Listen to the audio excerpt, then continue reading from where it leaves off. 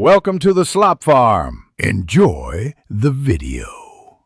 You start by confirming the Yi Iot model and that you have the correct 5V/2A adapter. This matters because underpowered supplies cause boot loops. Plug the original cable into the camera port, then into the adapter. A snug connection prevents intermittent resets. Once done, choose a stable outlet near your router to reduce Wi-Fi interference and latency. Make sure the camera sits on a flat surface and has 10-20 cm clearance for ventilation, so heat won't affect. You plug the adapter into power and observe the LED and any spoken prompts. Yi cameras use color and blink patterns to communicate boot stages. If the LED flashes quickly, the device is still initializing. A steady or specific color indicates ready to pair. Once you hear a voice prompt or the LED pattern changes, open the Yi app and follow the in-app pairing steps.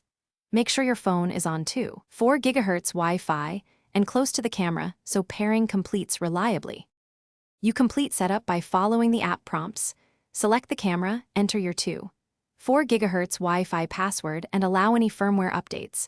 Updates fix stability and security issues, so install them before relocating the camera. Once the app shows live video, adjust angle and secure the mount. If pairing fails, try one quick reboot of the camera and router, use a different outlet, or perform a factory reset with the reset button. This clears config conflicts and often resolves stubborn connectivity problems. Thanks for watching. Consider subscribing if we helped you today.